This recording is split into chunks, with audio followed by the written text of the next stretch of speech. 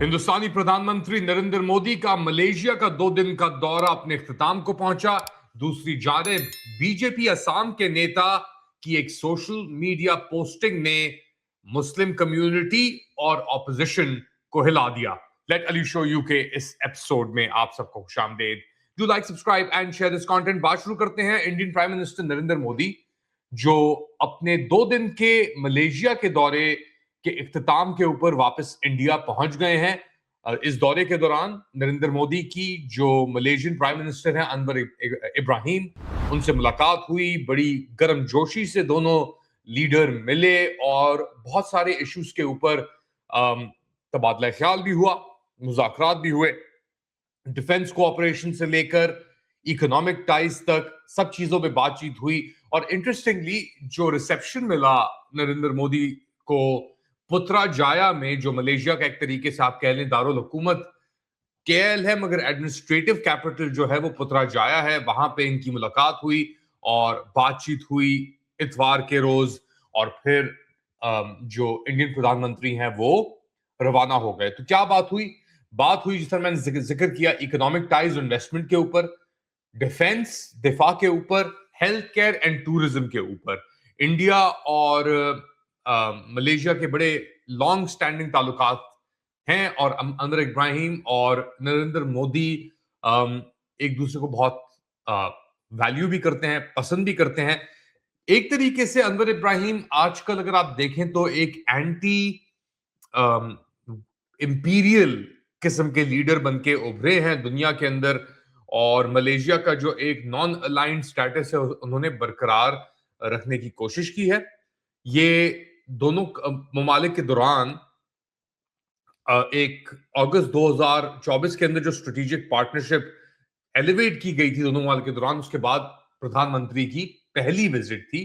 तो बड़ी अहम विजिट थी ये। अच्छा, स्ट्रेटेजिक लेवल के ऊपर इन्होंने एलिवेट की, क्या मतलब है कि अब ये अपनी करेंसीज के अंदर, फॉर एग्जांपल रिंगित, मलेशियन रिंगित और हिंदुस्तानी रुपये के अंदर के दरमियान जो तिजारत है वो दोनों लोकल करेंसीज में करें जहां तक ये कर सकते हैं।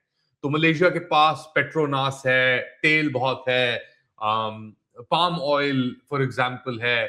इंडिया के पास रिसोर्सेज हैं, आईटी प्रोडक्ट्स हैं, दीगर और चीजें हैं, टेक्सटाइल्स हैं।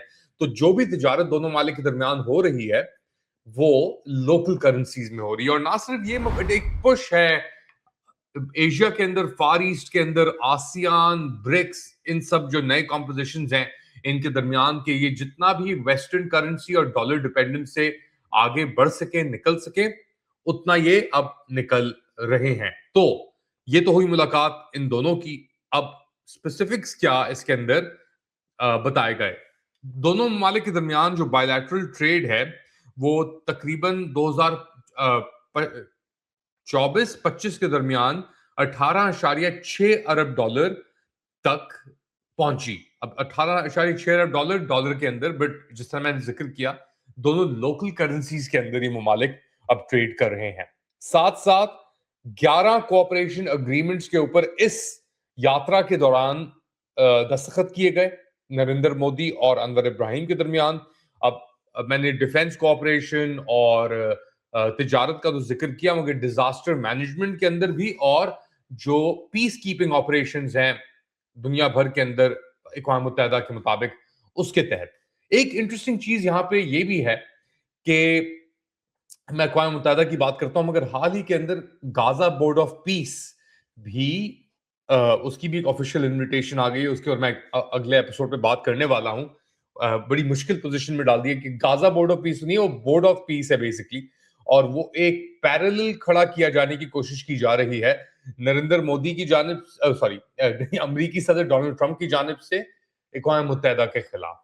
अब इस पूरी मरहले के अंदर इंडिया शामिल नहीं हुआ और मलेशिया ने भी बड़ा मोहतात का इजहार किया, ये दोनों शामिल नहीं हुए। तो जब पीस कीपिंग की बात की जाती है तो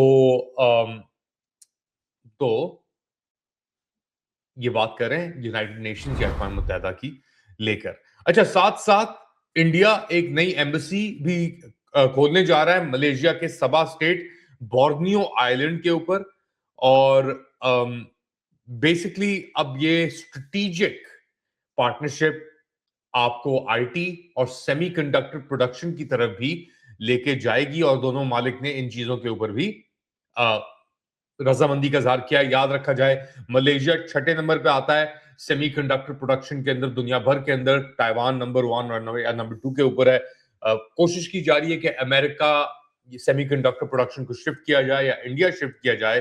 तो इंडिया और मलेशिया के दरमियान इन दोनों चीजों के ऊपर, स्पेशली डिजिटल टेक्नोलॉजीज के ऊपर, बहुत ही एक काम करने की गुंजाइश होगी। और मलेशिया के पास की तारीफ भी की है इंडिया की एक्सटर्नल अफेयर्स मिनिस्ट्री ने, और ये कह रहे हैं कि जी उनके पास बहुत एक्सपीरियंस है।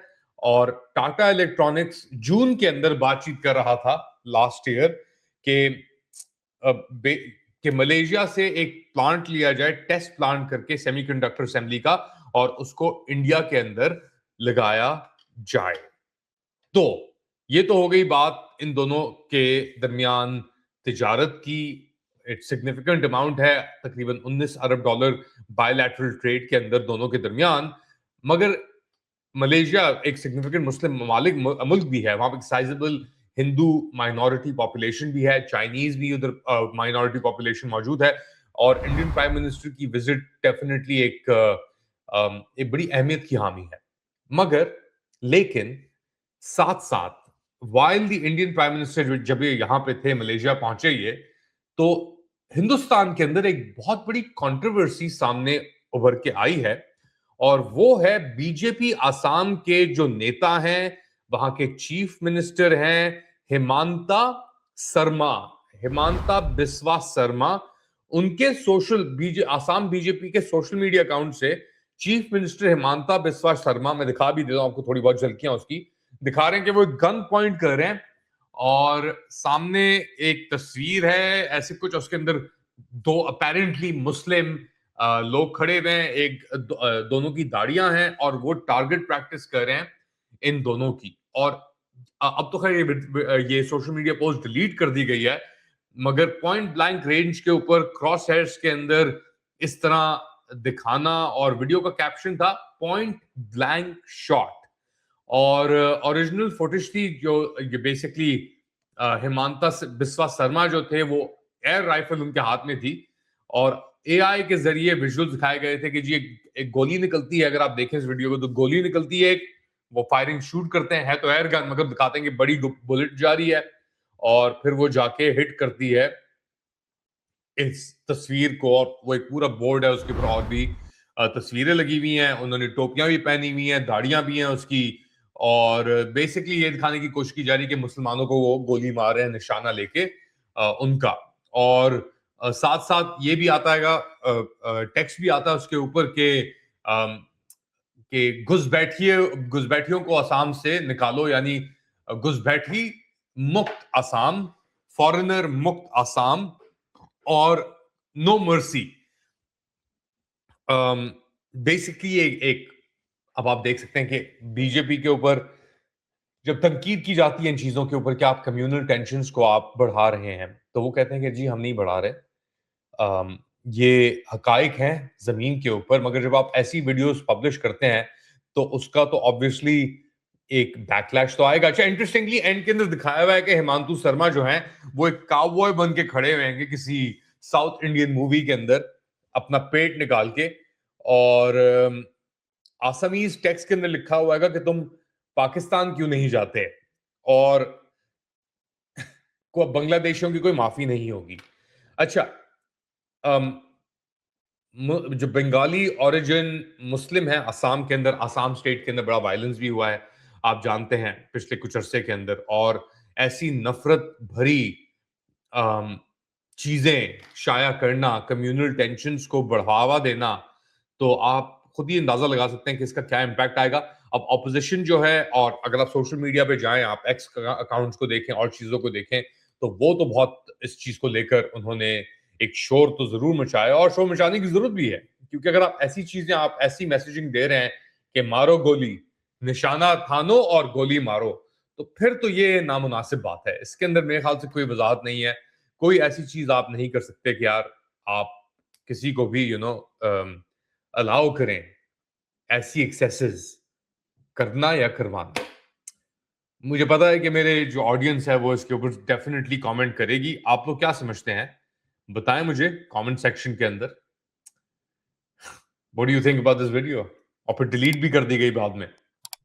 Do like, subscribe and share this content. थोड़ी देर बाद दोबारा हाजिर होऊंगा अपडेट के साथ। तब तक के लिए टेक केयर।